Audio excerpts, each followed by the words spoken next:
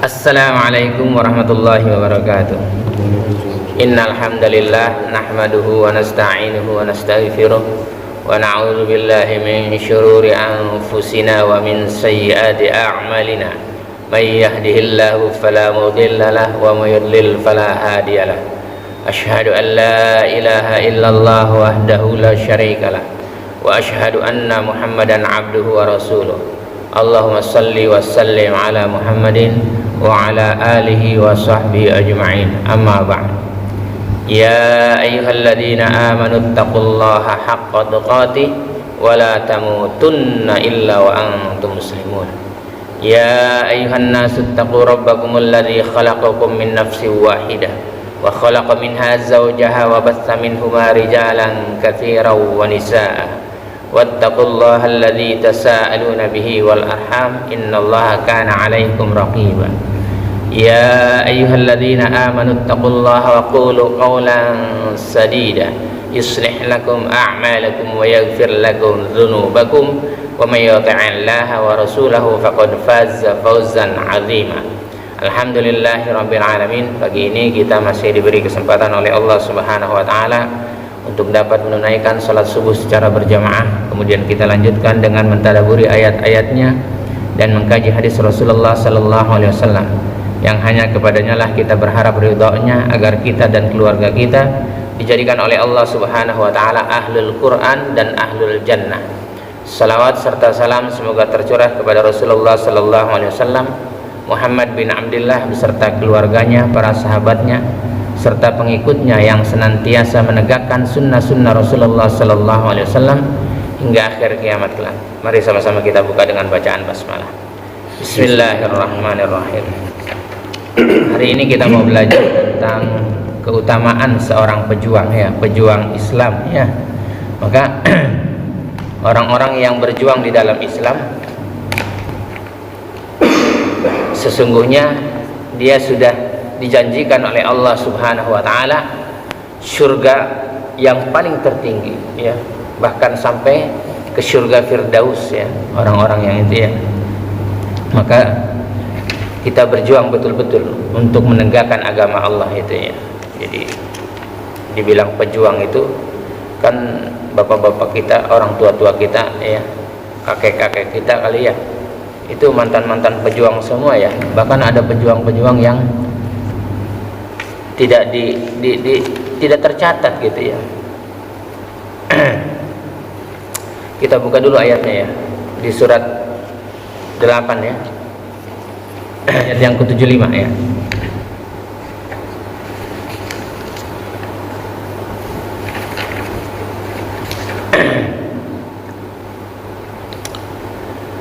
وَالَّذِينَ آمَنُوا مِن بَعْدُ وَهَاجَرُوا وَجَاهَدُوا مَعَكُمْ فَأُولَئِكَ مِنكُمْ وَأُولُو الْأَرْحَامِ بَعْضُهُمْ أَوْلَى بِبَعْضٍ فِي كِتَابِ اللَّهِ إِنَّ اللَّهَ بِكُلِّ شَيْءٍ عَلِيمٌ.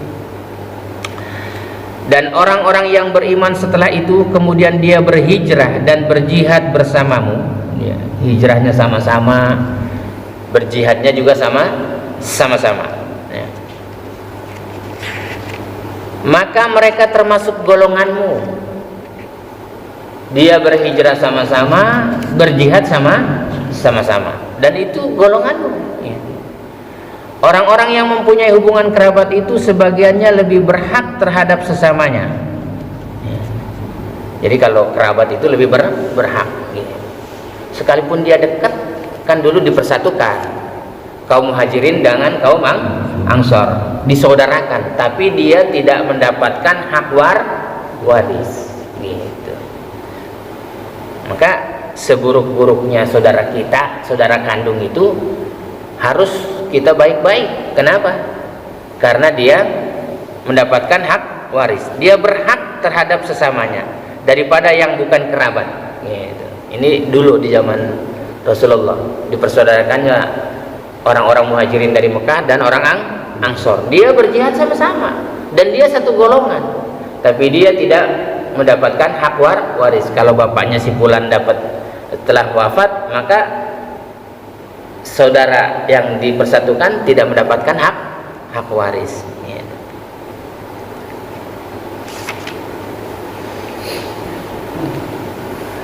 Orang-orang yang mempunyai hubungan kerabat itu sebagiannya lebih berhak terhadap sesamanya daripada yang bukan kerabat menurut kitab Allah, menurut Al-Quran.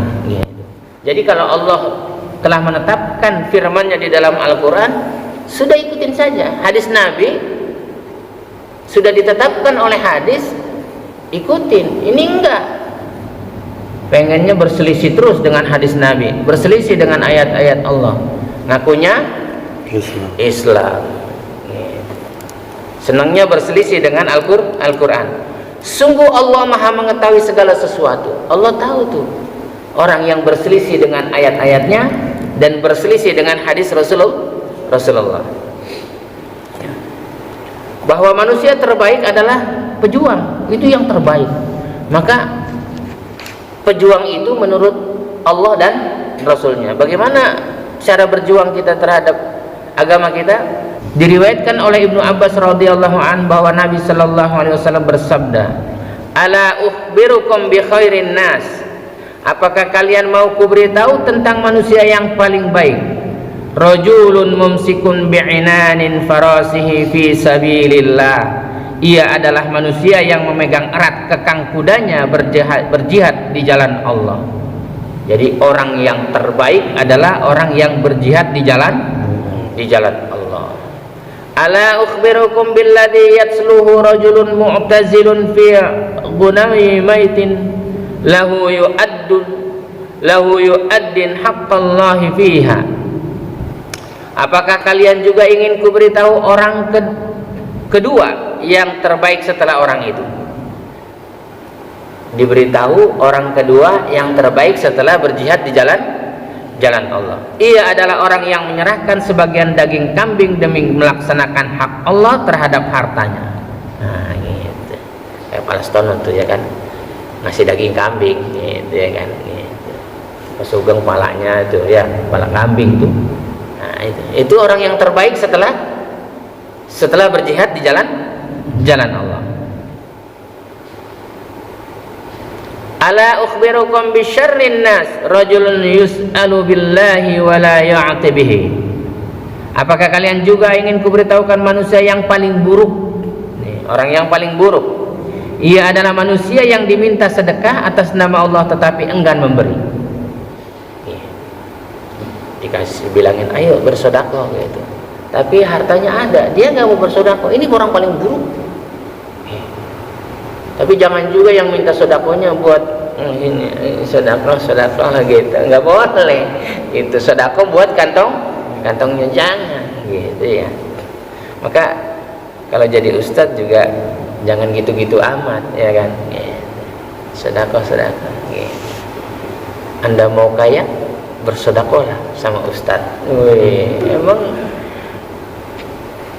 utusan Tuhan juga gitu-gitu amat ya kan. Dan Rasulullah sallallahu alaihi wasallam pernah ditanya, siapa saja di antara manusia yang paling mulia? Kira-kira siapa sih di antara manusia yang paling mulia? Rasulullah sallallahu alaihi wasallam menjawab, rajulun yujahidu fi sabilillahi bi nafsihi wa malihi. Seorang mukmin yang berjihad di jalan Allah dengan mengerahkan raga dan hartanya. Dia berjuangnya dengan hartanya sendiri, nggak pakai harta orang. Kita juga begitu, berjihad di jalan Allah dengan harta kita, gitu.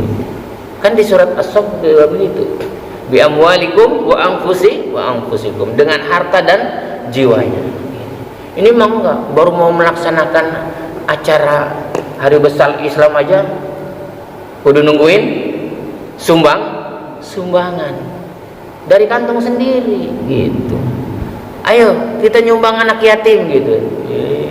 Kayak apa calo. Bandung orang ke Bandung 7 kali dia masih di situ. Nyumbang ya anak yatim, bukannya nyumbang ikut makan juga di situ.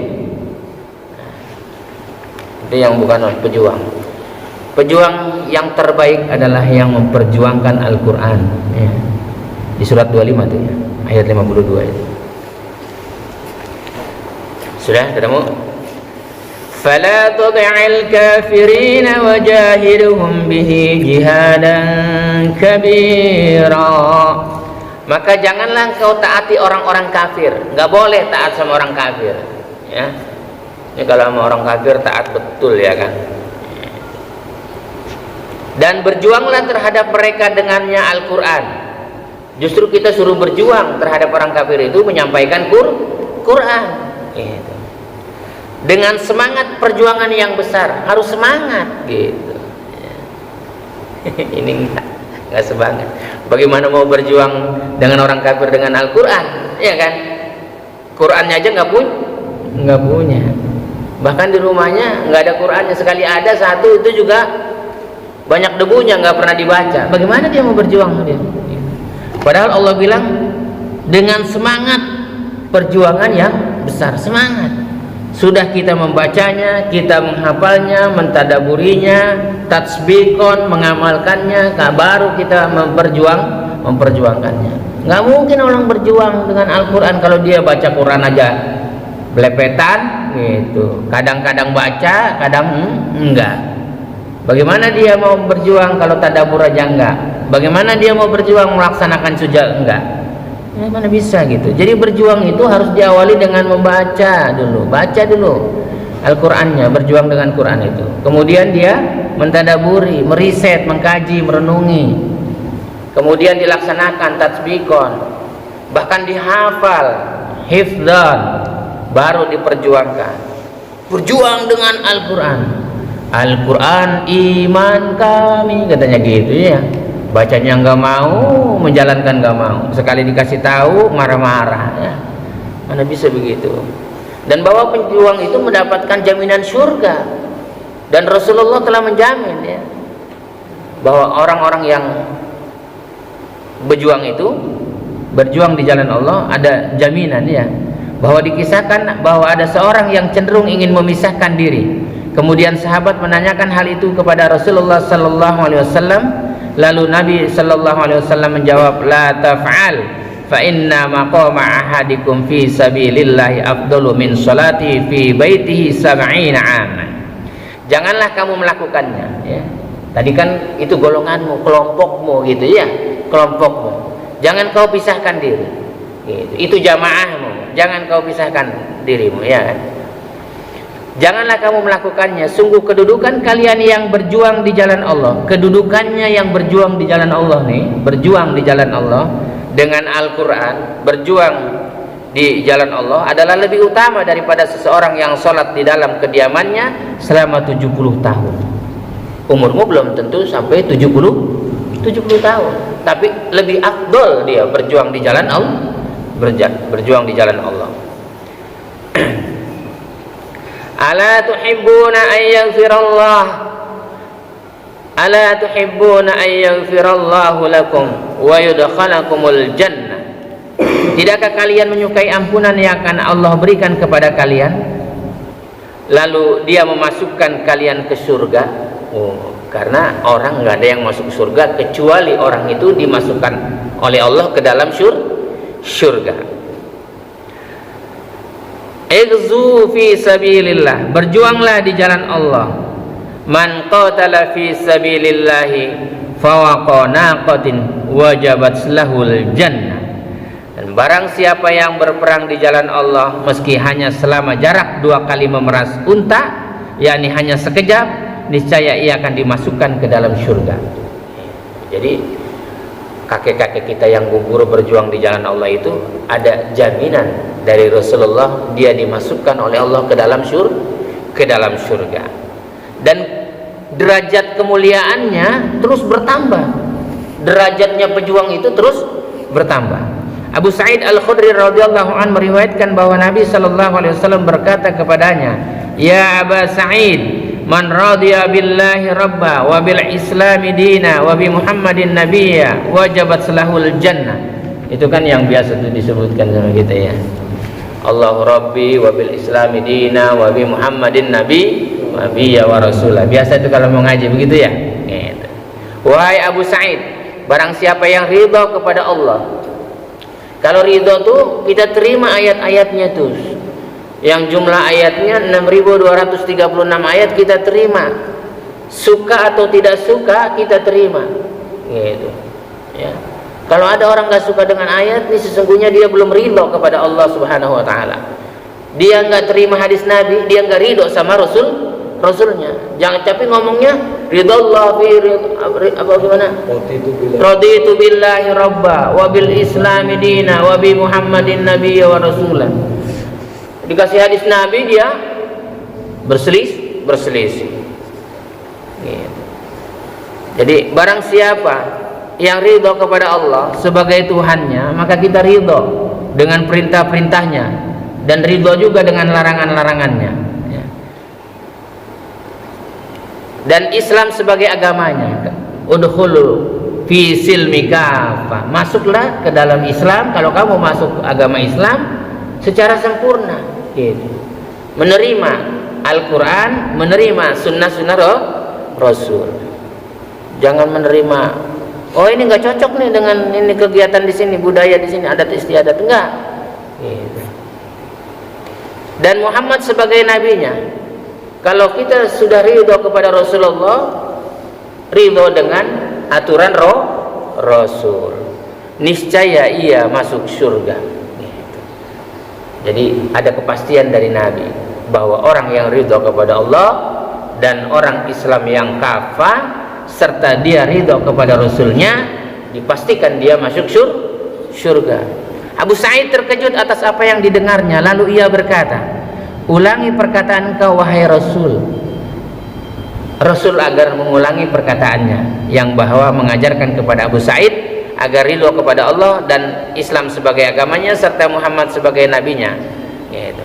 Maka Rasul pun melakukannya, diulang oleh Rasulullah SAW. Lalu beliau bersabda dan menambahkan, ditambah ada amal lain yang dapat mengangkat seorang hamba 100 derajat surga. Ada 100 derajat surga.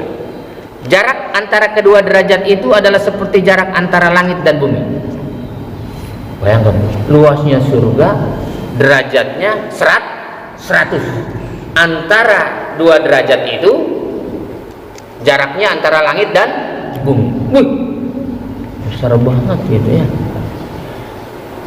Berarti kalau kita ntar di surga, kita nyetir pesawat sendiri, keliling-keliling juga ya bisa kali ya. Nah, gitu ya. Gitu. Sekarang mau naik pesawat aja berat banget gitu. Gitu ya. Abu Sa'id bertanya, apa amal itu wahai Rasulullah? Ditanya. Rasulullah sallallahu alaihi wasallam menjawab, al jihadu fi sabilillah, al jihadu fi sabilillah. Jihad di jalan Allah. Jihad di jalan Allah. Diulang sampai dua kali. Ya. Kemudian di dalam hadis yang lain disebutkan bahwa Rasulullah sallallahu alaihi wasallam bersabda, inna fil jannati mi'ata darajah. Surga memiliki 100 derajat yang telah Allah persiapkan bagi para pejuang di jalan Allah. 100 derajat sudah disiapkan. Tingkatannya 100 derajat surga. Jarak di antara dua derajat itu adalah sejauh jarak antara bumi dan langit. A'addahallahu lil mujahidina fi sabilillah kullu darajataini ma bainahuma kama bainas sama'i wal ard. Jarak di antara dua derajat itu adalah sejauh antara bumi dan langit. Fa idza sa'altumullahu fasaluhul firdaus. Jika kalian meminta kepada Allah, mintalah kepadanya surga firdaus. Surganya para rasul dan para nabi. Fa innahu awsatul jannati wa a'lal jannati wa fawqahu arsyur rahmani wa minhu tafajjaru anharul jannah. Ia adalah surga. Firdaus itu adalah surga dengan derajat tertinggi.